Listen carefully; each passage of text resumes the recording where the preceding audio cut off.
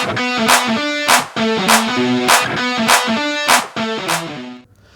Guys, welcome to my channel. आज हमारे साथ शिवांग प्रेजेंट हैं और शिवांग का प्लेसमेंट ऑस्मोसिस सॉफ्टवेयर सॉल्यूशंस में हुआ है। तो आज हम शिवांग से जानेंगे कि जब ये कंपनी कैंपस पे विजिट करती है तो कितने राउंड्स कराती है, क्या प्रोसेस होता है, हर राउंड्स में क्या क्या क्वेश्चंस पूछे जाते हैं। ये सारी बातें एक एक करके हम शिवांग से जानेंगे। सो शिवांग, पहले आप अपने बारे में बताइए। Hello, my name is Shivang Dwivedi. I'm currently pursuing my BTech in Electronics and Communication Engineering branch from Madan Mohan Malviya University of Technology, Gorakhpur, and I've been placed in Osmosis Software Solutions. सो शिवांग, जैसा आपने बताया कि आपका placement osmosis software solutions में हुआ है, तो क्या रोल के लिए हुआ है? The role is of Associate Software Engineer, Chirag. Okay Shivang, so what are the eligibility criterias, मतलब क्या क्या एलिजिबिलिटी क्राइटेरियाज इस कंपनी ने रखे थे? Chirag, the eligibility criteria for the company were 60% each in 10th and 12th classes, as well as 6 CGPA above in UG, and no backlogs.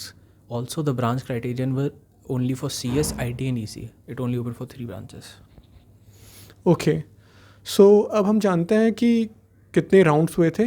सो शिवांग, आप जो ये कंपनी कितने राउंड्स कराती है, इसके बारे में एक बार आप बता दीजिए। Chirag, the company had 3 rounds and one pre-placement talk. The aptitude round, that is the online assessment for C and English, started just after the PPT, and then the next day there were technical interview, and just after that was the HR interview.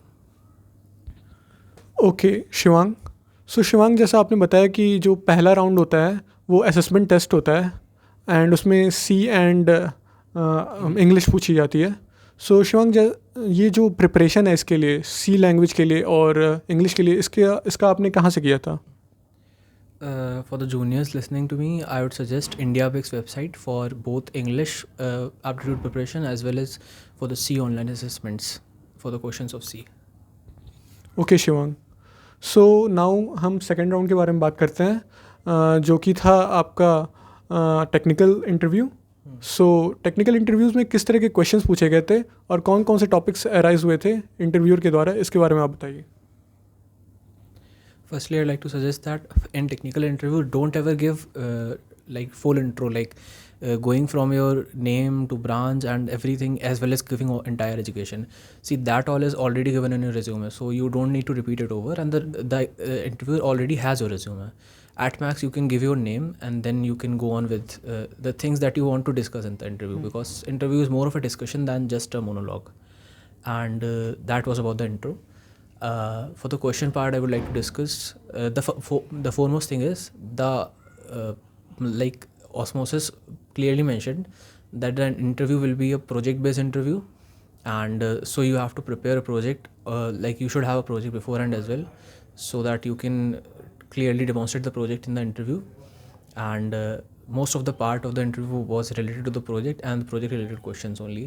And there was some problem-solving questions at the end of the interview. सो शिवांग, जैसे आपने बताया कि intro is very important. So intro में क्या क्या mention करना चाहिए? जैसा आपने बताया कुछ चीज़ें जो रेज्यूमे में दी हैं वो मेंशन नहीं करते हैं। सो बेसिकली कौन कौन सी इंपॉर्टेंट चीज़ें मेंशन कर लेनी चाहिए, उसके बारे में आप एक बार डिटेल में बता दीजिए। You should mention the positive things that you have. For example, if you are a smart and hard worker, you can mention that. If you are like passionate about the technology that you are working with, you should mention that. And also you should mention the things that the company, like if you are interested in the same thing that the company is pursuing, like if the interests are aligning, then you should definitely mention such points. For example, if artificial intelligence is the like trend in the company and you also like it, then you should definitely mention it. And basically you should the introduction sets the tone for the interview, so you should mention the things that you would like to, that are your strong points that you would like to discuss. Okay Shivang, so मुझे लगता है जो भी intro से related doubts होंगे सबके वो clear हो चुके होंगे। और अब हम जानते हैं अगला पॉइंट, जो प्रोजेक्ट है। आपने बताया प्रोजेक्ट भी बहुत इंपॉर्टेंट होता है और उससे बहुत सारे क्वेश्चंस पूछे गए थे। सो शिवांग, आप अपना एग्जांपल ले सकते हो कि हमारा ये प्रोजेक्ट था और हमसे इस तरह के क्वेश्चंस प्रोजेक्ट्स में पूछे गए थे, और आप एक्सप्लेन कर दो एक बार वैसे ही। फर्स्ट ऑफ ऑल, जो भी प्रोजेक्ट आपको मतलब आपकी अच्छा प्रोजेक्ट है उसको रिज्यूमे में ज़रूर रखें, क्योंकि इंटरव्यू आपसे रिज्यूमे से रिलेटेड पूछेगा बेसिकली, और रिज्यूमे में झूठ तो बोले ही ना, क्योंकि अगर आपका रिज्यूमे अच्छा है तो ऑन कैंपस में काफ़ी अच्छे चांसेस हैं आपके, और रिज्यूमे से क्वेश्चन पूछे जाते हैं। और फिर हमारे रिज्यूमे में कुछ प्रोजेक्ट थे, तो उन्होंने इंटरव्यू ने SIH वाला प्रोजेक्ट पूछा था। SIH अगर आपने बना रखा है फुल स्टैक प्रोजेक्ट तो बहुत ही अच्छा है, स्मार्ट इंडिया हैकाथॉन में अगर बनाया किसी ने, तो फिर वो दिखाया था। लेकिन अच्छा, कोड भी इंपॉर्टेंट है, कोड रन करके दिखाना। कोड रन नहीं हो रहा था, तो इंटरव्यूअर ने और हमने डिसीजन लिया कि अगले प्रोजेक्ट में मूव ऑन किया जाए। तो हमारा दूसरा full stack project e-commerce website था, एंड ई-कॉमर्स वेबसाइट पहले हमने डिमॉन्स्ट्रेट करी, और उसका front end back end working पूरी डिमॉन्स्ट्रेट करने के बाद जो एडिशनल फीचर्स हमने उसमें इनपुट करे थे और डिमॉन्स्ट्रेट वगैरह करने के बाद फिर उन्होंने कहा कोड दिखाओ, तो फिर कोड दिखाया था एंड कोड एक्सप्लेन कर दिया था। उसके बाद उन्होंने कोड पे क्वेश्चंस पूछे थे।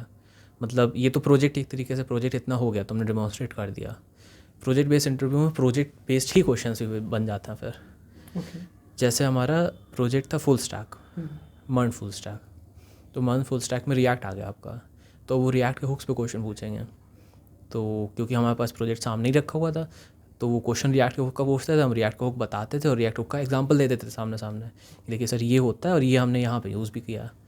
तो वो काफ़ी अगर आप प्रोजेक्ट अपना इनसाइड आउट जानते हैं तो काफ़ी बेनिफिशियल होगा आपके लिए। एंड उसके बाद फिर कुछ और टॉपिक्स उन्होंने पूछे थे, वही सेम चीज़ वही हुई थी कि एक ग्लोबल स्टेट पूछा था, मतलब एक कॉन्टेक्स्ट क्रिएट कॉन्टेक्स्ट हुक एक होता है रिएक्ट में, तो उसकी हेल्प से आप ग्लोबल स्टेट बना सकते हो, जिसमें कि आप स्टेट स्टोर कर सकते हो पूरी वेबसाइट में, जिसको यूज़ कर सकते हो। एंड वो हमने इम्प्लीमेंट किया था, तो वो दिखा भी दिया था। मतलब वही चीज़ पूछा, दिखा दिया, रिफ्रेश टोकन पूछा, बताया, दिखा दिया। दिखाने वाला काम बताने के साथ साथ हो रहा था, तो काफ़ी सही लगता है। ओके। सो शिवांग, एक और डाउट जो जूनियर्स के दिमाग में आता है कि कितने प्रोजेक्ट्स होने चाहिए अगर बेसिकली हम ऐसी कंपनीज़ के लिए अप्लाई कर रहे हैं, तो बेसिकली मिनिमम कितने प्रोजेक्ट्स होने चाहिए? देखो यार, मिनिमम का तो नहीं है, होने को तो तुम्हारे एक पे भी हो जाएगा। तो लेकिन हम सजेस्ट करेंगे कि रिज्यूमे में जो 3 प्रोजेक्ट मेंशन करने, मतलब रिज्यूमे में जनरली लोग 2, 3, 4 मेंशन करते हैं, तो 3 अच्छे प्रोजेक्ट रिज्यूमे मेंशन करके रखो। तो उसमें से कोई भी पूछा जाए, अगर मान लो रिज्यूम अगर रैंडमली इंटरव्यू पूछे, तुम्हारे तीनों प्रोजेक्ट अगर अच्छे हों, तीनों प्रोजेक्ट अगर प्रिपेयर्ड हैं, तो वो तुम्हारे लिए अच्छे ऑड्स हैं और तुम अच्छे ऑड्स चाहोगे। ओके शिवांग, तो मुझे लगता है प्रोजेक्ट से रिलेटेड जो भी डाउट होंगे सबके वो क्लियर हो चुके होंगे। अब बढ़ते हैं आगे। और एक और चीज़ जो आमतौर पे इंटरव्यूज़ में पूछ लिया जाता है वो है कि जो कंप्यूटर साइंस के जो क्वेश्चन स्कोर सब्जेक्ट्स हैं उनसे क्वेश्चन पूछ लिया जाता है, DBMS, ऊप्स और ये सबसे। तो क्या आपके भी इंटरव्यू में पूछा गया था? और अगर नहीं भी पूछा गया था तो आप एग्जांपल दे दो कि ये टॉपिक से तो पूछ लेते हैं, आप तैयारी कर सकते हैं। हमारे इंटरव्यू में शायद इसके क्वेश्चन पूछे गए थे, I don't very clearly remember. And regarding this I like to say, जैसे जिन्होंने पढ़ रखा है, जिनका CS बैकग्राउंड रहा है, मतलब जिन्होंने स्कूल में पढ़ रखा है ऊप्स वगैरह, DBMS वगैरह, तो उनको कुछ नहीं करना, बस इंडिया बिक्स सेम उसके लिए भी रिवाइज़ कर लो, जाकर प्रैक्टिस कर लो। और जिसने नहीं पढ़ा हुआ है वो थोड़ा बहुत पढ़ लेगा रिसोर्स, तो उसको मतलब ये बड़े टॉपिक होते ही नहीं है, आप थोड़ा यूट्यूब से पढ़ लो या फिर आर्टिकल्स पढ़ लो उसी चीज़ के एग्जैक्ट, फिर प्रैक्टिस कर लो इंडिया बिक्स से। ज़्यादा लंबा काम है ही नहीं है, थोड़ा सा पढ़ना पड़ता है। ओके, सो मुझे लगता है यहाँ पे आपका जो टेक्निकल इंटरव्यू है ये ओवर हो चुका होगा। ओके, सो अब बढ़ते हैं अगले राउंड पे जो है HR interview round. So Shivang, please explain कि HR राउंड में किस तरह के क्वेश्चन पूछे गए थे आपसे? चिराग, HR राउंड में वही क्वेश्चंस थे कि मतलब आपका नाम, कहाँ रहते हैं, कैसे फैमिली वगैरह, फैमिली बैकग्राउंड, पापा क्या करते हैं, घर में कौन कौन है, सब कैसे हैं, और मतलब बेसिकली हाउ आर यू। और फिर थोड़ा एजुकेशनल बैकग्राउंड, प्रोजेक्ट्स के बारे में भी कुछ पूछा था। फिर प्रोजेक्ट्स का एग्जैक्ट तो हमको नहीं याद आ रहा है कि क्या पूछा था, शायद वही मतलब सेम चीज़ टेक्निकल वाली मान के चलिए आप लोग। और उसके बाद पूछा था कि इंटर्नशिप के बारे में, तो इंटर्नशिप के बारे में पूछा था। फिर इंटर्नशिप आपकी जो भी होगी आप बता दीजिएगा।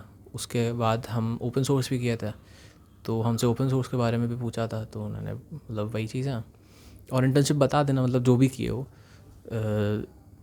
मतलब अगर MMM से कर रहे हो तो ज़्यादा जैसे कि सरकारी वाली जगह कहीं इंटर्नशिप कर रहे होगे, वो भी बता दो, कोई दिक्कत नहीं है। और जो कर रहे हो अपनी पर्सनल वो भी बता दो, मतलब नो ऑफेंस, बता दो भाई।